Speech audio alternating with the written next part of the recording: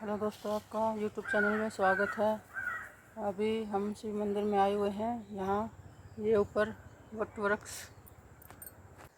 वट सावित्री अमावस्या है। आज के दिन इसकी पूजा की जाती है।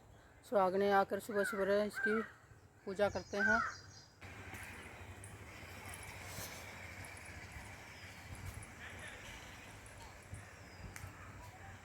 ये हमारे भोलेनाथ का मंदिर है और शिवलिंग है और ऊपर वट वृक्ष है। इसकी पूजा की जाती है सुबह सुबह।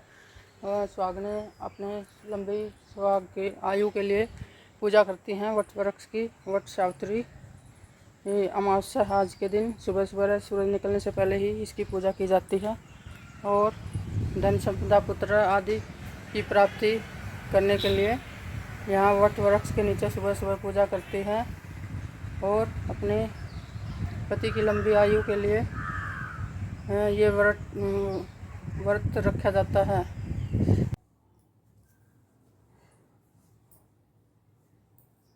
हेलो दोस्तों, आपका स्वागत है यूट्यूब चैनल पे। आज जैसा कि सब जानते हैं, आज ज्येष्ठ महीने की वट सावित्री अमावस्या है। आज के दिन सुहागने वट अमावस्या की वट वृक्ष की पूजा करती हैं और अपने सुहाग के लिए लंबी आयु मांगती हैं और धन संपदा और पुत्र आदि की प्राप्ति के लिए ये व्रत औरतें रखती हैं, सुहागन भागन। और इसमें फल फूल बेलपत्री मिठाई जो भी होता है उसका मिष्ठान का भोग अपने पति को खिलाती हैं और खुद खाती हैं। और जो चना भिगोया हुआ रहता है वो पुत्र प्राप्ति के लिए होता है, उसके लिए चढ़ाया जाता है। और फूल बेलपत्री जो भी है धन संपदा के लिए दान पुण्य में दिया जाता है। और सफ़ेद सूत का वट वृक्ष को धागा लपेटती है और अपनी मनोकामना पूर्ण करवाती है। और ये व्रत सत्यवान की पत्नी सावित्री ने किया था वट वृक्ष के नीचे। उसके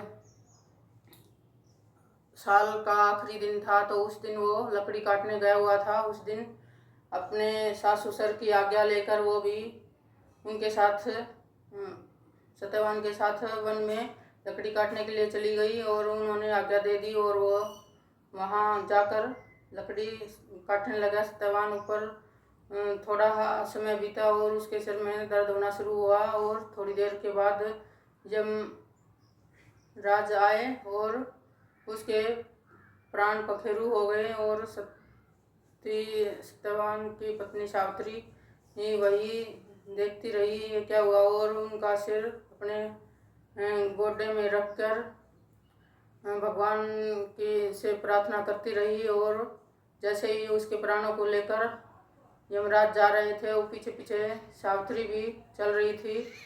वो पीछे मुड़कर यमराज जब पीछे मुड़कर देख रहे थे तो उसने देखा ये पत्नी मेरे पीछे पीछे आ रही है। वो बोला, मेरे पीछे पीछे किस लिए आ रही हो?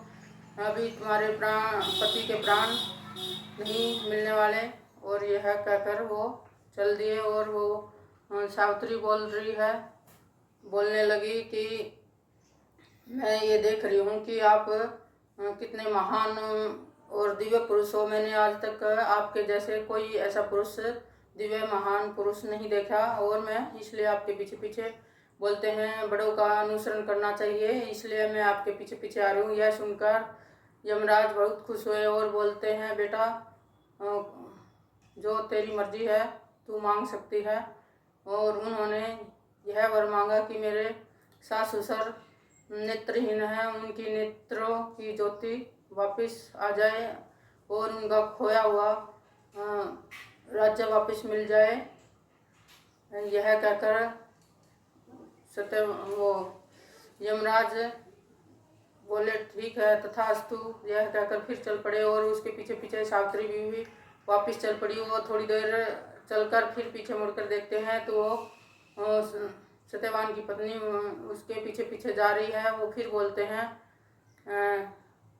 कब क्यों मेरे पीछे पीछे आ रही हो? वहाँ नहीं जा पाओगी तुम, यहीं रुक जाओ, इनके प्राणों को हम नहीं छोड़ सकते। बोली, मैं आपके जैसे दिव्य पुरुष के ललाट पे कितना तेज है और कितने महानुभावी आप हैं, वही देख रही हूँ। और मैंने आज तक कभी भी ऐसा महान पुरुष को नहीं देखा जो ऐसे आज मेरे को देखने को मिल रहे हैं। इसलिए मैं आपका पीछा करती जा रही हूँ। और यह सुनकर फिर से वो यमराज खुश हुए और बोलते हैं, अगर तुम एक वर और मांग सकती हो। बोलती है, मैं 100 भाइयों की बहन कहलाऊं। यह कहकर यमराज बोलते हैं, तथास्तु। यह कहकर फिर से वो आगे बढ़ जाते हैं और सावित्री भी उनके पीछे पीछे चली जाती है। और थोड़ी दूर जाने के बाद फिर से यमराज बोलते हैं, अब मेरा पीछा क्यों कर रही हो, चली जाओ यहाँ से, अभी आगे आप नहीं जा सकती। तो यह कहकर वो बोलती है, मैं यह देखना चाहती हूँ आप दिव्य पुरुष हो, कहाँ कैसे बैठकर कहाँ पूजा करते हो, वो जगह देखना चाहती हूँ, इसलिए मैं आपके पीछे पीछे आ रही हूँ। यह सुनकर तो बहुत ही खुश हुए यमराज और बहुत खुश हुए और यह बोले, तू एक वर और मांग सकती है अपने पति को छोड़कर। बोलती है, ठीक है, मैं एक वर मांगती हूँ, 100 पुत्रों की माँ कहलाऊँ, मेरे 100 पुत्र हों। यह कहकर वह चुप हो गई और यमराज आगे आगे चलते गए और उसको बोलते, तथास्तु। यह कहकर सावित्री बोली, ये मेरे प्रिय प्राणपति को तो आप लेके जा रहे हैं, उसके बिना 100 पुत्र की माँ मैं कैसे कहलाऊंगी। यह कहकर यमराज को सावित्री के कहने पर हारना पड़ा और उनके पति के प्राण वापस लौटाए।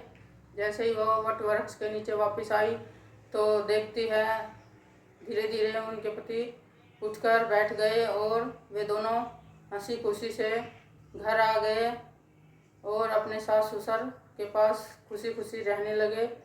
इस प्रकार यह सत्यवान और सावित्री की कथा पहले से ही पौराणिक कथाओं के आधार पर आज भी ये दुनिया उसका अनुसरण करती हैं। लेडीज सुहागनें इस व्रत को बनाए रखती हैं।